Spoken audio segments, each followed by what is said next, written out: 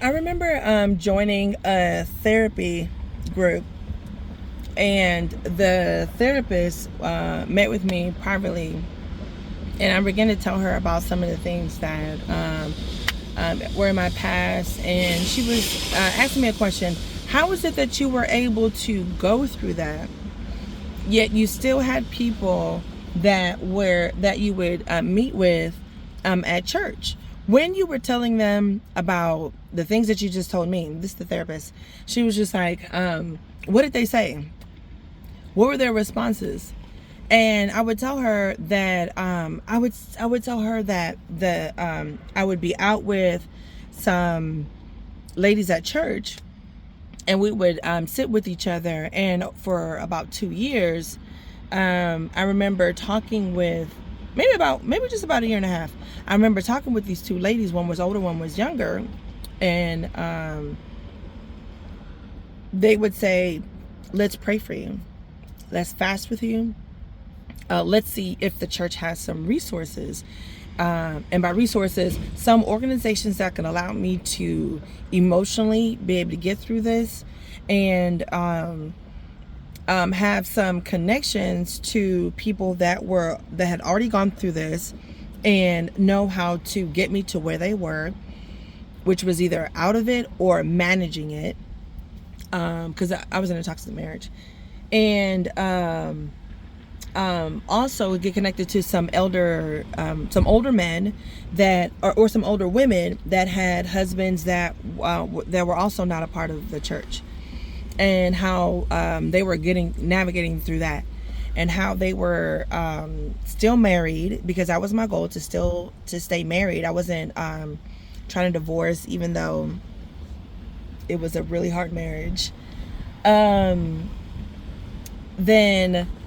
the therapist, who was black, was just like, you telling me you had friends that were hearing you say that occasionally he would not only lock you out when you're just taking a walk, but there were times when you told me you had to keep a blanket and a charger in your car. I said, yes, I kept a blanket in my car, a fresh blanket in my car, and because it's had to be overnight sometimes.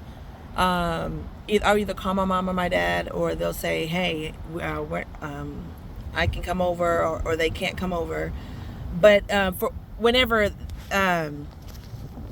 my ex-husband would call them, then my mom only came over when my dad came over, when I was asking her to come over. But I never knew when I was about to get hit or whichever. It would always be there were plenty of times we were just like arguing, and he would just insult me, hurt my feelings, and things like that. But there was no physicality. So it wasn't each and every time that there's physicality just gone, because then that would help me to know, oh, mama, come on and come over, because he's angry. So, if he's angry and we're arguing, it's eventually going to happen. But it wasn't that way. There were plenty of arguments that happened to where there was no physicality. So talking to this therapist, and she was just like, I want you to understand that what you're telling me right here and right now, there is no way that I would continue to be your friend and express my friendship by telling you, hey, let's pray about it, let's fast about it, without calling the police. She said, because God gives us that too. And she was just like, what are the races of these individuals? What are what's their education and things like that? And her point is to let me know that, yes, although both of them were Spanish or whatever, and one was only half Spanish or whatever, she was trying to let me know that that different financial brackets, people with an education and that rely, and like that's where their prestige is, that's where their identity is, in their degree slash career, if that's where their identity is, and that's where that's where they get their confidence from, people like that. So different brackets, different career, people that have their identity in their career or their finances or education, and then people of different races. And sometimes people that are the same, because she's black and I'm Nigerian American, but in many instances that we're the same, and in many instances we're going to behave differently. And so different backgrounds. Go ahead, and they're by your side making choices and decisions. These people that are by you, that you are, sharing your daily ongoings with, and they feed into you, this is going to drive your life to the left or to the right, or straight or stagnant. And sometimes you can do that by yourself. But she's telling me, like, how is it possible that y'all didn't set up before the end of this week, that that he hollers and screams, that he locks you out, these things, and you didn't set up some spot where he wouldn't get arrested before the end of that week, so you can get about that trouble. And I was just like, okay, yeah, but what? You can't get arrested for locking somebody out. You sure can't get arrested for arguing at nobody. And so she was just like, that's true. So let's go down the list of the things, because you're just having a terrible marriage, but none of this stuff is against the law. I was like, I know. I'd have been to court for that. Just tell me that. And so, but she was just like, and she was like, but I'm glad that you just chose for yourself that I'm not going to continue to tell my mom and dad. I'm not going to continue to tell my friends. I'm not going to continue to tell anything about it. I'm just going to get up on out of here and leave. And she's like, I'm proud of you for making that choice and that decision for yourself. And she was just like, whatever inspired you to make that choice and that decision, I think that that's going to be your best bet. Because had I been your friend and replaced one of those women, she said, I wouldn't have been able to go on with my life. She said she would not have been able to go on with her life, knowing I had shared what I had just shared to her, knowing had I shared that to her she would have been, had to take what I was sharing with her, run it through the criminal justice system, had me set up some kind of scenario, and allow whatever his normal responses, allow them to just normally unravel. And she said she would have had him arrested. And she said she would have been on the stand and gone through the whole trial. She said because that's just where she sits with how passionate she is about, toxicity, people trying to oppress people, people trying to hurt people, whichever. And she said, it wouldn't have just been, he just walk around here just like he is today.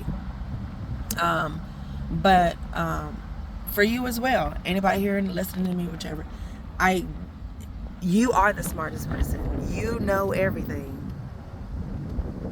And don't let nobody try to insult you and say that sentence in a very condescending way. Oh, you think you know everything. Because you were there, you know it. And if there are some ways in which you know some information, because I was sitting my children down, and because of the marriage that I had, I like to sit my children down and talk with them and tell them that I love them, tell them that I need them. I don't just love you, I need you.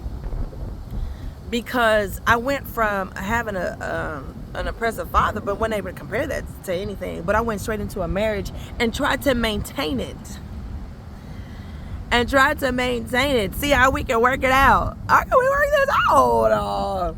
How can we be together? Why don't you like it? It's funny now, but while I was in there, I was just like, God, it's just, God was like, man, if you don't. So, but I sit my kids down and I was trying to talk to them about hallucination and delusion. One of them is to have evidence that it is there, but you're not seeing it. You're not saying it. It's delusion. And when there's nothing there, but you swear that you see something there, you're delusional. And no, you're hallucinating. And so, and people do that. They don't have psychosis. They don't have a psychiatric problem.